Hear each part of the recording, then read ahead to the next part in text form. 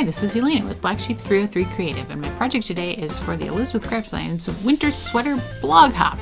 I am the last stop on the blog hop, and I made an ugly Halloween sweater using the winter sweater dye there that you can see. It's super cute, really versatile, I think, and I'm kind of inspired by it as a result of this project. Now, I also used the Halloween clear stamp set that you see there on the right to stamp all of my ugly sweater bits. And so I'm starting off with the spider garland. I'm stamping this with Memento Tuxedo black ink onto some 85-pound soft finish white cardstock. Then I will be stamping the Halloween pumpkin all across the bottoms and onto the sleeves, and then the bat goes in the center. And it seemed weird to kind of overlap the bat on the side, so that boo greeting seemed to fit just perfectly in that space on the sleeves.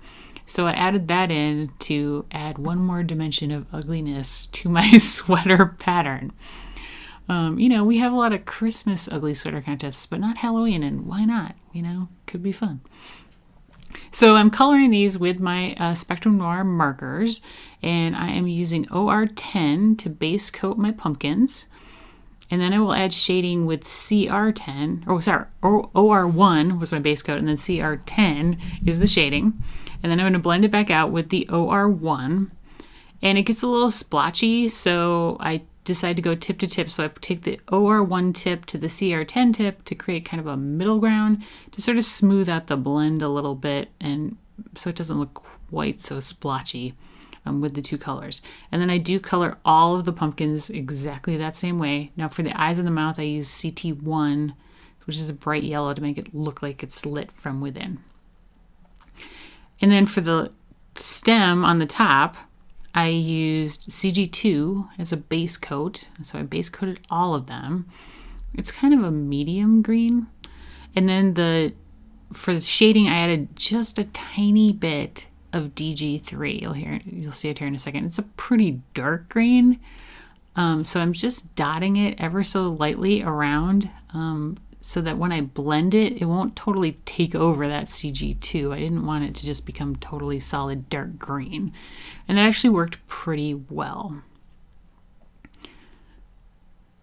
And then the bat is what I color next. And the bat was definitely the hardest thing to color. I was going for like a purpley gray. I didn't want him to be totally black.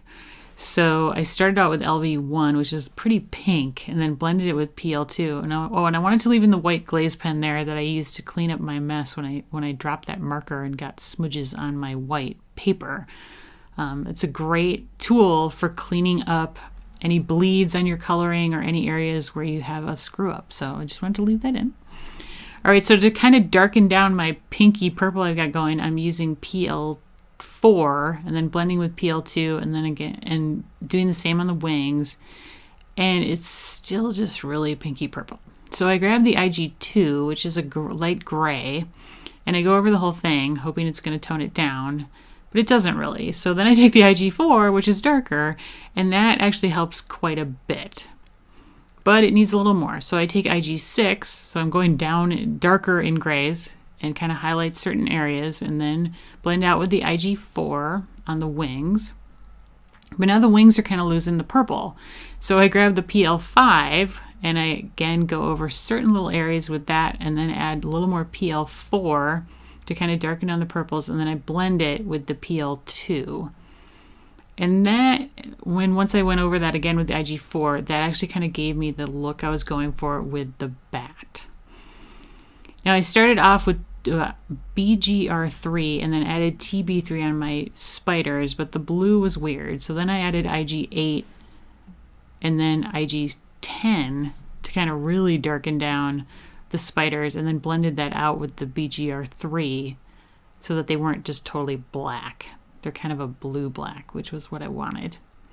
And now I'm using the IG10 to go over certain parts of the bat wings just so that they don't get lost, and there's a little bit of a, definition here and there. For my garland on those spiders, I'm using CG2 and then PL4 to kind of pull the green and the purple up into that area. To kind of, unify the ugliness, I guess, of the sweater. And then I used my black glaze pen to highlight the faces on the bat or the face on the bat and then the eyes on the spiders, because they get kind of lost because they're colored with so much darkness. The eyes kind of faded out. So the black glaze pen does a nice job of highlighting those. And then I decided that the white was kind of boring, so I wanted to color it in. So I took the TB3, the bright blue, and I was coloring and decided, ooh, these stripes are pretty hideous. So I'm going to go with some stripes. So I added the blue stripes. Initially, I was going to color the whole thing blue, but I'm glad I left it stripey because I think the stripes make it even uglier for Halloween. And that was kind of the finishing touch there. And then I had to add some sparkle. So I grabbed my clear Spectrum Noir sparkle marker and I sparkled it with the whole bat, the bodies on the spiders, and then just the eyes and the mouths on the pumpkins. Because, it's Halloween, so you gotta have some glitter, right? Plus, any card I make almost always has to have glitter. So now there is the die set cuts trim for the sweater. So I used that to cut some trim pieces out of dark fuchsia soft finish cardstock, which was a really good match to my purple on my bat. And I thought it would just add yet another level to the ugliness of the sweater. Now I'm using 3mm adhesive tape, putting that down onto the white parts of the sweater where the trim is going to adhere down. And then the little trim pieces just fit right perfectly on top of that. And it was super easy. Like that tape is just exactly the right size. And then you can see just how ugly this sweater gets, but yet somewhat fashionable because I have pulled the purple all the way throughout the sweater, right? We're going for a unified fashionable look. Now for my card base, I have cut this out of rich black soft finish cardstock. It is 4 1/4 by 8 1/2 and then folded in half.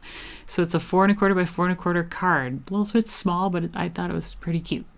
Now I'm stamping Eat, Drink, and Be Scary from the Halloween stamp set in Versamark ink onto this, and then I'm going to heat emboss it in white embossing powder so it really stands out against the black background.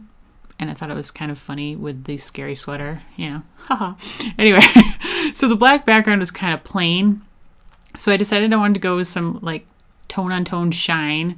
So I'm stamping the little same pumpkin from the sweater in Versamark, and then I'm embossing it in black onto the paper to give a very subtle pattern in the background. If I'd done it in white, I think it would have contrasted too much with the sweater, but the tone-on-tone is a really nice sort of subtle, shiny pattern that worked well. I liked it the way it came out. Now my sweater had a lot of white edges to it, so I'm going over the whole thing with a black marker. This is a great tip, especially if you are putting something on top of black paper. Those white edges are really going to show. So just outlining it with a black marker takes care of that really easily. For my inside, I am going to stamp the Happy Halloween stamp from the Spooky Cinnamon stamp set that you saw real quickly there, also in Versamark ink, onto the dark fuchsia cardstock, which is what I used for the trim on the sweater. And I'm going to emboss it in white to kind of go with the embossing theme I've already got going on the card, and pull the purple into the inside of the card to kind of pull the whole design together. And this stamp set has a die set that goes with it. So there's a labels die set, and it also works. There's a birthday sentiment stamp set as well that this label set works with as well. And hopefully maybe there might be a Christmas set. Not sure, but we're all hoping. Now for my sweater, I popped the whole thing up on a bunch of foam tape, as you can see there. I wanted to pop it off the background for some added dimension. This is a fairly simple card overall, so that added a little bit of nice something to the front. And there you see the sentiment cut out with the die, and that is going to get stuck down to the inside with 10mm adhesive tape. And there's a little bit of the sparkle and the shine. Hopefully you can see that. And I was really happy with how it came out. I thought it was really cute in an ugly kind of way, right? And if you were going to have like an ugly sweater contest, say for your Halloween party, maybe this would be a good invitation. I don't know, but it could be really fun to make an ugly sweater for Christmas as well, or even a pretty sweater for Christmas using that die set. I think it's super cute and very versatile. Now there is a link to the beginning of the blog hop in the video description, as well as a link to all the supplies, as well as my blog post. which is at blacksheep303.com. If you liked the video, I'd love it if you give me a thumbs up. And if you haven't subscribed to my channel yet, why not? Please subscribe. You can also follow me on Instagram at blacksheep303. Thanks so much. Have a great day.